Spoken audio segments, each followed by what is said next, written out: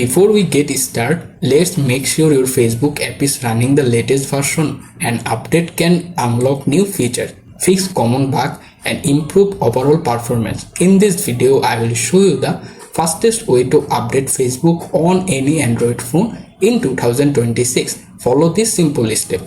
So let's get started. First of all, open the Google Play Store app on your phone. Once you are in the menu, use the search bar at the bottom or top. Here you can simply type Facebook. Once you search for their name, you can find the Facebook app. Tap to open it.